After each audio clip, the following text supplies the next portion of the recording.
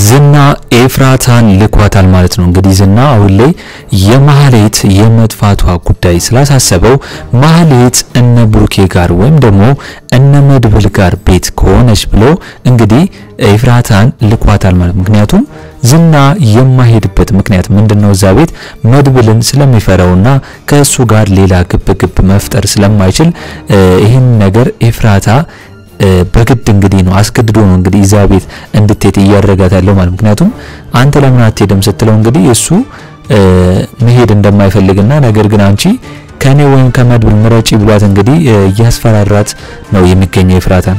እንግዲህ ማህሌት ስትጠፋበት አሁን ላይ ማህሌት የመድብልን እንዳለ የተናገረውን በሙሉ ወይም ደግሞ እሱ የሚሰራን ወንጀል በሙሉ አንዳንዴ ለሱ አንዳንድ ነገሮችን ሁሉንም ሳይሆን አንዳንድ ሚስጥሮችን ስለነገራት ያንን ሚስጥር ለመድብል ነግራብኛለች ብሎ ስለሚፈራና ስለሚሰጋ አሁን ማህሌት ከጠፋች ወይም ደግሞ ከተሰወረች ከነሱ በጣም ብዙ ጊዜ ስለሆናት ኤፍራታን ልኳታል ማለት ነው እንድታጣራ። ነገር ግን ኤፍራታን ስትሄድ ያዩዋት ሞገስና መድብል ቀድሞውኑ አይተዋታል። ስለዚህ አሁን መድብል ምንድነው ሊያረግ ያሰበው? ኤፍራታን በቀጣዩ እሷንም ማገት። ከዚህ በፊት ማህሌት ተይዛለች። አሁን ደግሞ ኤፍራታ ከተያዘች መጨረሻው ማንም የሚሆነው ዝና ነው ዝና። ስለዚህ ኤፍራታና ማህሌት እንግዲህ ሲጠፉበት ዝና ምንም አማራጭ ስለሌለው ወደነ መድብል ቤት መጨረሻው ይሄዳል ማለት ነው። እንግዲህ እንዳየነው ማህሌት ምሳሌን ይዛ እንግዲህ ቅድስትን በማስፈራራት ከዛ ቤት ለመውጣት ብታስብም እንግዲህ ነገር ግን አልተሳካላትም ማለት ነው። እንግዲህ መድብል እንደ ቅድስት አይደለም። እንግዲህ ሱስ እስር ቤት ብዙ ነገር ያየና ከዚህ በፊትም እንግዲህ ብዙ እስር ቤት የገባበት ምክንያት እንደዚህ አይነት ነገሮች ስለሆኑ እንደዚህ አይነት ነገር ላይ ደፋር ነው። ስለዚህ ማህሌትን እንግዲህ በሽጉጥ አውጥቶ አስፈራርቶ ምሳሌን እንዲለቃትና አርፋ እንድትቀመጥ አድርጓል ማለት ነው። አሁን የሚፈልገው መድብል ምንድነው? ከማህሌት ብሩኬ የት እንደተደበቀና እሷ የምታቀው እውነት ካለ እንድትነግረው ነው እያረገ ያለው። ነገር ግን ማህሌት ምንም እየነገረችው ስላልሆነ አሁን ላይ ዝናን እንግዲህ እሱን አስሮ ወይም ደግሞ አግቶ ብሩኬ የት እንዳለ ሊጠይቀው አስቧል። የመጨረሻው የመድብል ውሳኔ ይሄ ነው። ስለዚህ በዚህ ላይ ደግሞ መድብል በሚያስበው ላይ እነ ዳጣና ሞገስ ደግሞ አብሮታሉ። ሞገስን ከዚህ በኋላ ለዝና እንዳይቦቅቦቅና እንዳይፈራ እያደፋፈረው ነው። በቃ ይሄ ነገር አይጠቅመውም።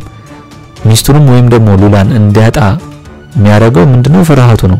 ነገር ግን ይሄን ፍርሃት ከተጋፈጠና ከዝናን ከተዳፈረው ሉላንም አይነጥቀውም እንደገናም ደግሞ ራሱን ያስከብራል ማለት ነው። ስለዚህ አሁን ላይ መድብል እንዳለው ሞገስን ይሄንን ነገር እንዲያደርግና አብረው ከዝናን እንግዲህ ጥለው ብሩኬ የት እንዳለ ማወቅ እንዳለባቸው እንግዲህ አሁን ላይ ይሄንን አስቧል ማለት ነው። ስለዚህ መድብል እንግዲህ በጣም የሚገርም ሐሳብ እያቀረበ ነው።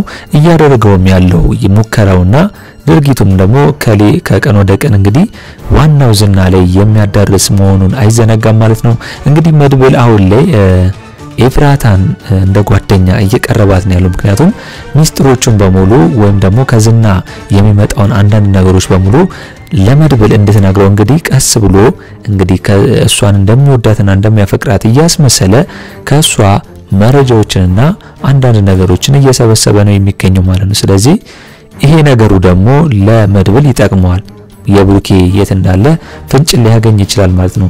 እንግዲህ እንዳየነው ከሆነ ምሳሌ ማህሌትን እናቴ ብላ ተጠግታ ገና ሳትጨርስ ማህሌት ግን የተጠቀመችባት ነገር በጣም ነው የሚያናደው ማለት ነው። እንግዲህ ምሳሌን ምንም በማታቀው ኬዝ ላይ እሷን አብሮ በመጨመር ማህሌት የምታደርገው ነገር በጣም የከፋ ነው። ቅድስቴ አሁን ላይ ያንን ነገር እንግዲህ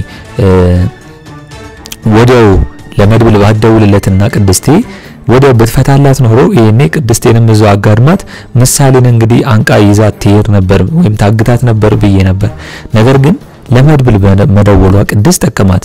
መድብል ምንድነው ያላት?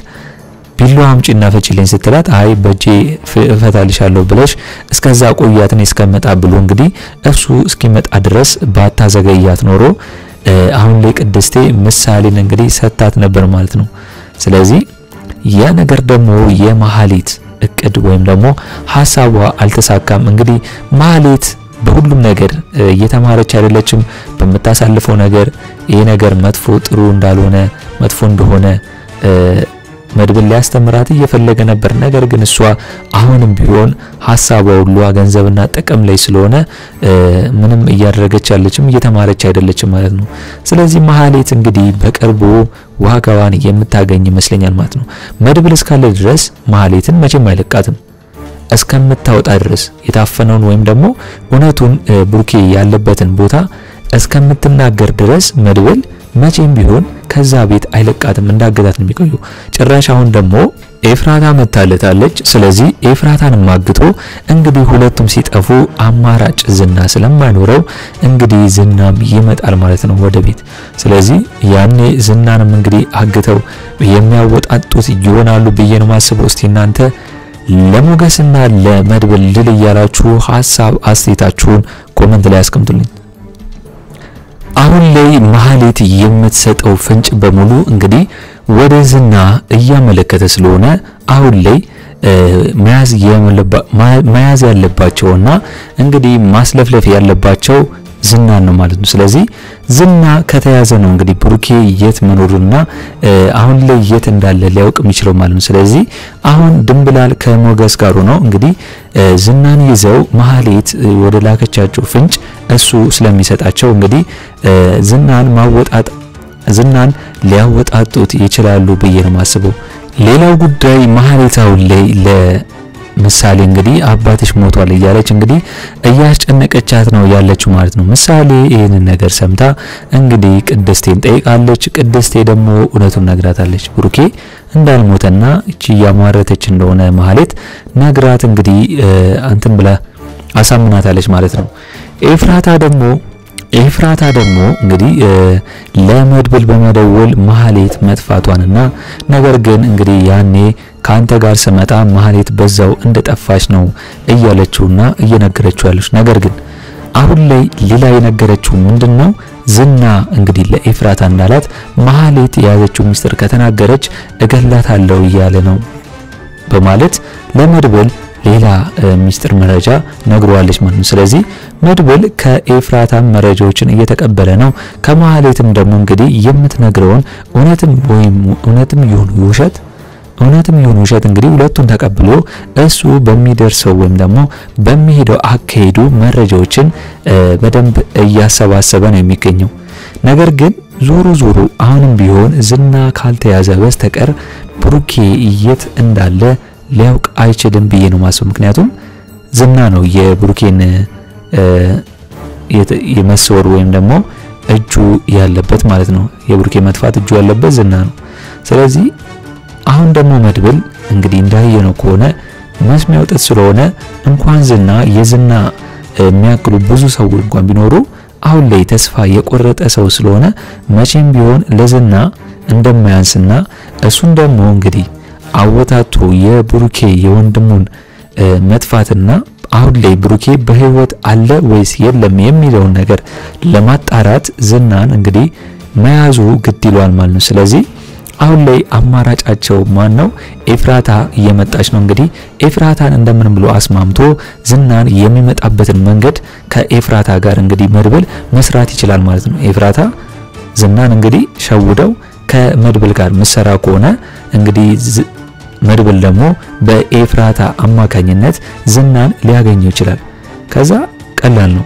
እሱን ከያዘው በኋላ እሱን የብሩኬ መጥፋት የት እንደሆነ እሱን ካስለፈለፈ ሊያወጣጣው ይችላል ብዬ ነው ማስበው። እስኪ እናንተ በዚህ ጉዳይ ሐሳብ አስተያየታችሁን ኮሜንት ላይ አስቀምጡልኝ። እንግዲህ የዛሬው አስተያየቴ ይህንን ይመስል ነበር። ምሳሌ ክፍል 81 ቶሎ እንደተለቀቀ እኛም በኮሚኒቲ ፖስታችን ስር ወዲያው ለእናንተ የምናስቀምጥላችሁ ይሆናል ማለት ነው።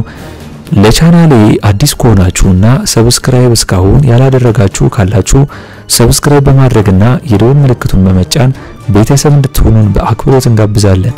በቀጣይ ክፍል እስከምንገናኝ ድረስ መልካም ቆይታ ይሁንላችሁ። ቻው ቻው።